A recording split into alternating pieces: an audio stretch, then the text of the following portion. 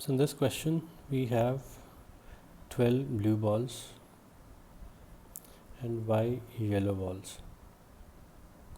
So probability of getting a blue ball if we pick one ball out of the total is total number of blue balls upon the total number of balls. Okay, and this probability is less than 2 by 5. Now if we cross multiply, we get y is greater than 18. So the minimum value y can have is 19. Okay, it has to be more than 18. So there is room A and room B, 10 women and 3 men in room 1, and 3 women and 5 men in the second room. So you will be picking one person from this room, transferring it to another. So that means when we calculate probability from the second room, it will be out of 9 people total. Okay, there will be one more people here. Now it could be a man from the first room, or it could be a woman from the first room. So probability that it's a man from first room is 3 by 13, number of men upon total, and a woman in that case from second, 3 by 9, because there will be 3 women and total 9 people. Or means add, we can have a woman, so probability of a woman from first room will be 10 by 13, and a woman from second room will be 4, because there will be one more woman. We are transferring a woman here from the first room. So it will be 9 by 117 plus 40 by 117, 49 by 117.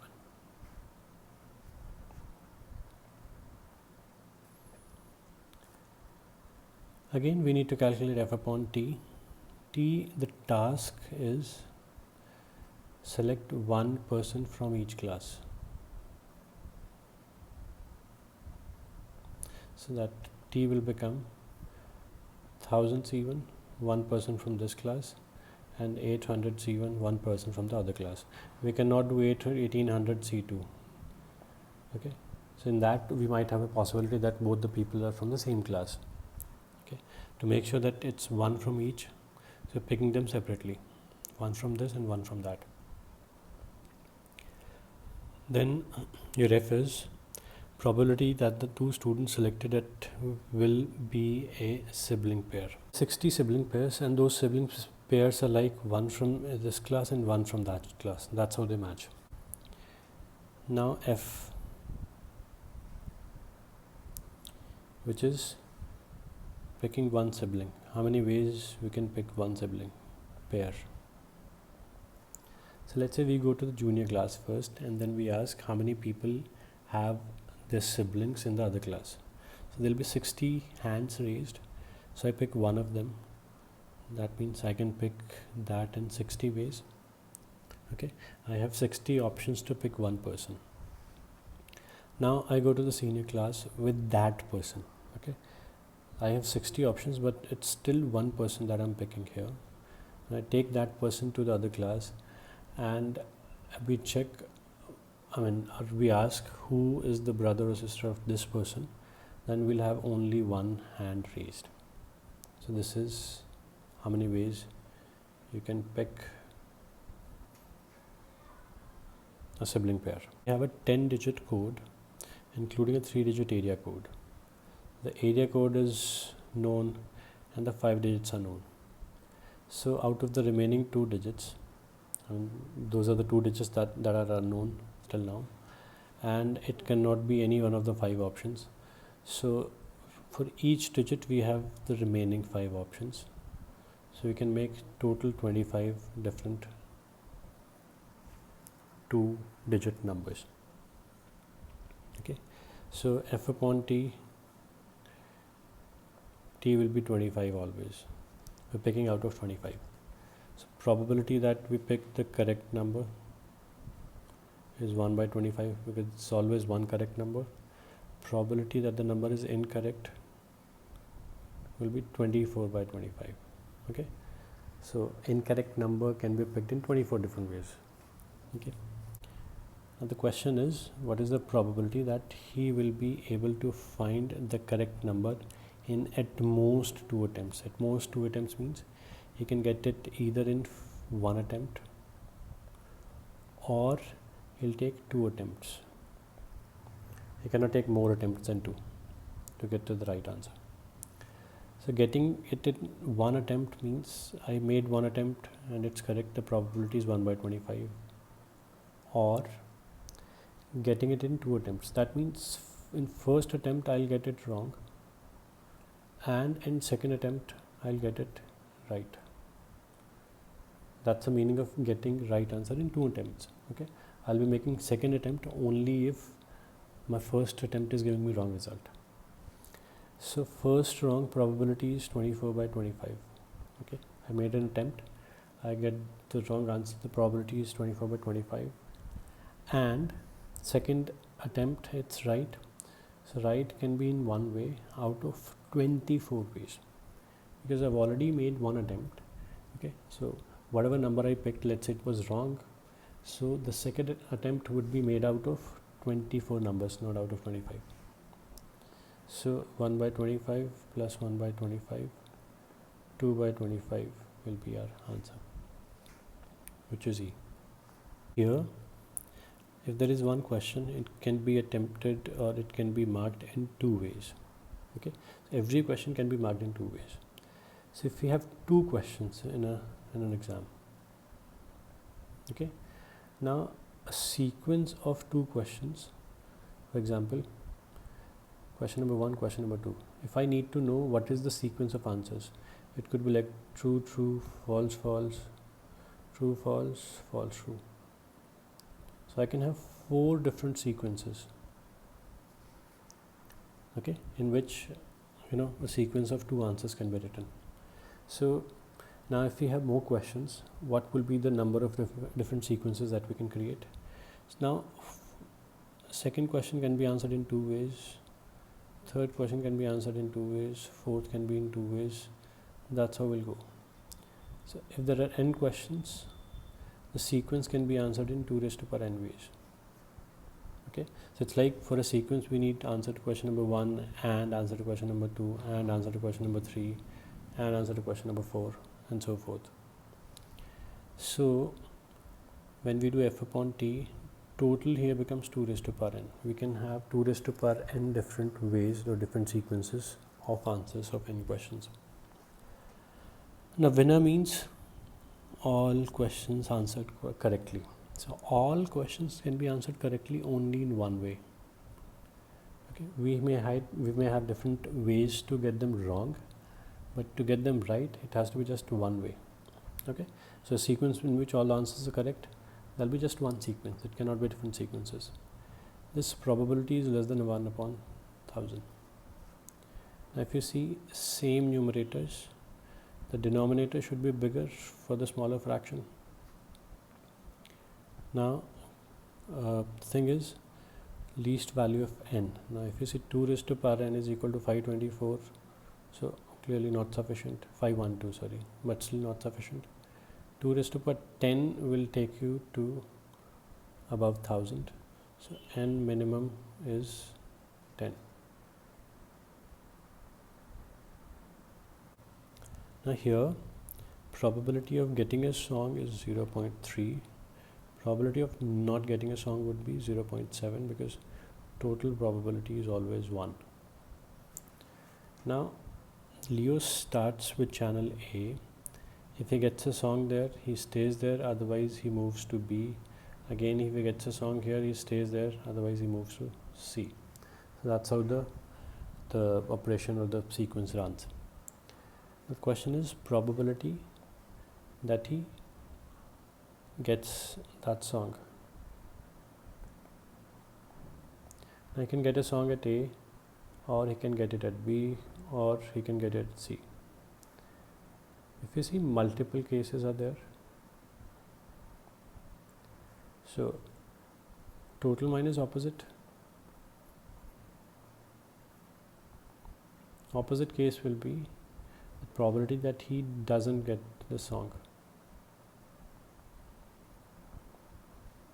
at any channel. So total probability is always 1 minus doesn't get the song means doesn't get it at A, then doesn't get it at B, and doesn't get it at C.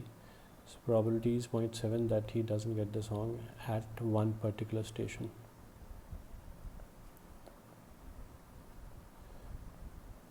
So this is what we get. Okay, so wherever you see multiple ways, the task can be achieved in this way or that way or that way. That's where you take total minus opposite.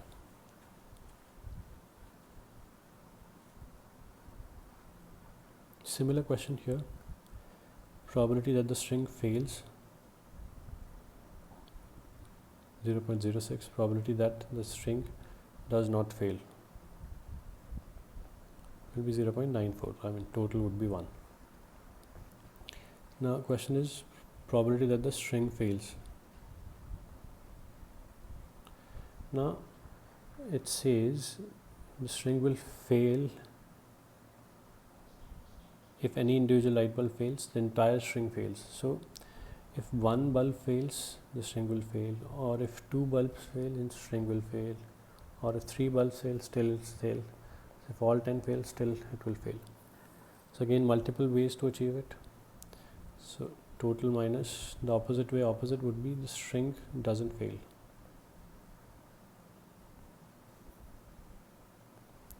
Doesn't fail means all bulbs are fine. All bulbs are working. Total is 1. All bulbs working means first is also working, and second is also working, and third is also working, and all 10 are working. So 1 minus 0.94 raised to power 10.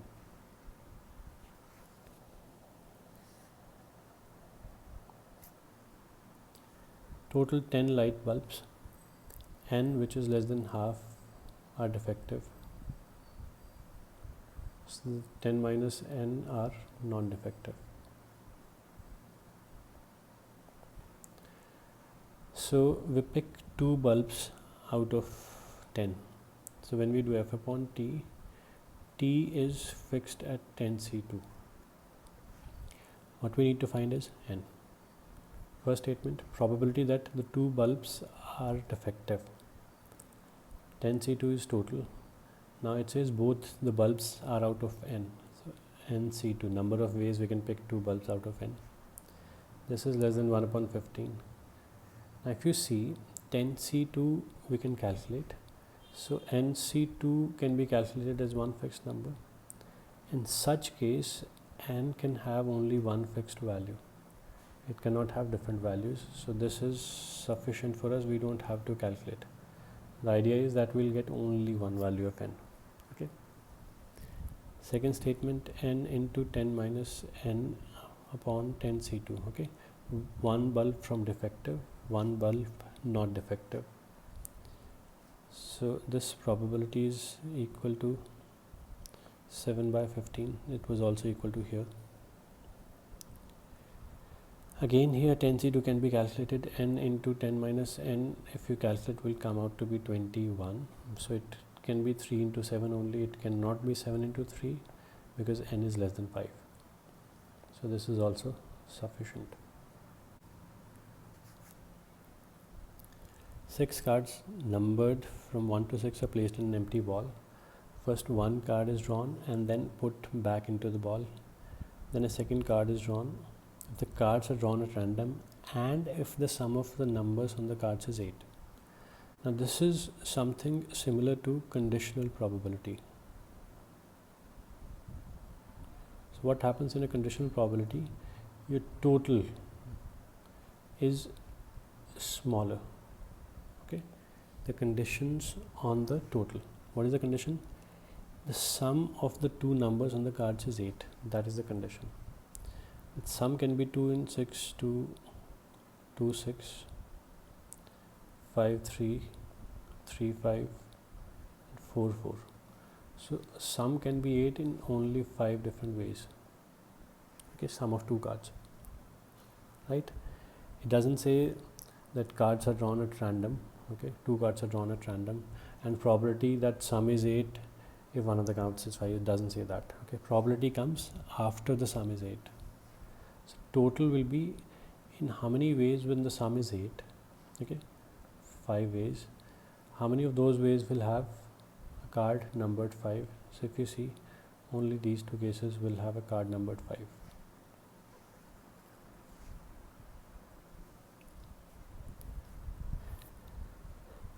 N is an integer from 1 to 96. So n into n plus 1 into n plus 2 will be like, if n is 1, it will be 1 into 2 into 3. N is 2 will be this, 3 into 4 into 5, 4 into 5 into 6, and so forth, till 96 into 97 into 98.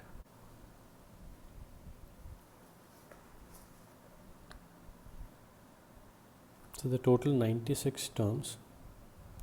So when I do f upon t, t is 96. Okay. The question is, out of these 96 terms, how many will be divisible by 8? That will be your f, the favorable. Now take two cases. N is even and n is odd. So if n is even, this would be even into odd into even. So n into n plus 1 into n plus 2, these are three consecutive integers. Okay, so if n is even, then two numbers will be even. Okay, like 2 into 4 and 2 into 3 into 4. Okay, this way. So now if we write all even integers, consecutive even integers, every alternate even integer is a multiple of 4. Okay, every alternate even integer is a multiple of 4. So in such a case, if you see like 2, 3, 4, 4, 5, 6, so we'll have two consecutive even integers always, right? Two consecutive even integers always. So I mean, it's multiple of 2 any which ways. One of them will be multiple of 4 also, if you see. Okay, so one of them is a multiple of 2, another will definitely be a multiple of 4. So it will definitely be a multiple of 8. Okay, like 2 into 4 divisible by 8, 4 into 6 divisible by 8, that way. So all 48 terms, right? Half of them with n even 96, half of them with n odd. So all 48 terms will satisfy this condition.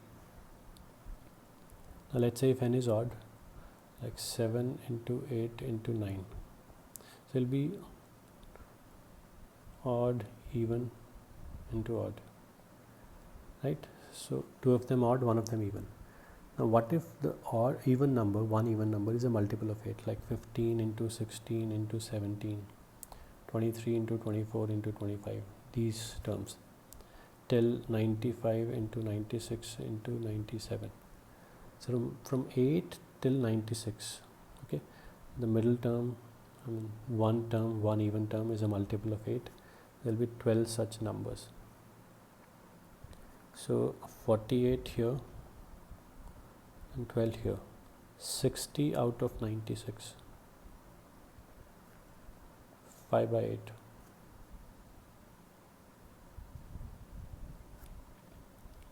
So 5 by 8 will be the answer.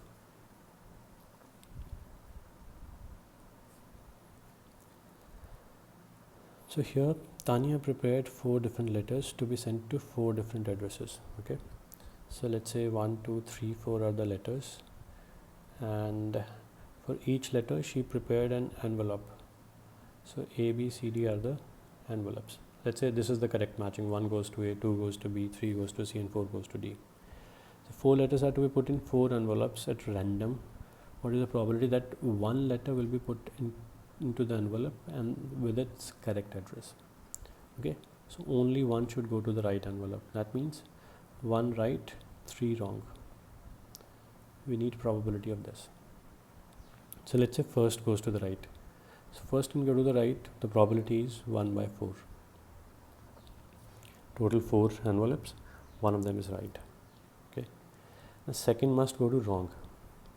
Now there are, out of 3 numbers, 2 of them will be wrong for second. So probability will be 2 by 3. Now third goes to the wrong one. Now once second is also done with some envelope, we'll have 2 options left over for the third letter, and one of them will be wrong. And for fourth, we'll have just one letter, and that'll be wrong. So this is 1 by 13, 1 by 12. Okay. Now in this case, first letter was going to the wrong, to the right one, and the other 3 were going to the wrong one. Now it might be first letter going to the correct, or second letter going to the correct envelope, or third letter going to the correct envelope, or fourth letter going to the correct envelope. In each case, probability will be 1 by 12 because it's still the same dynamics playing out here. So 4 by 12, 1 by 3 is the probability that 1 is correct and 3 are wrong.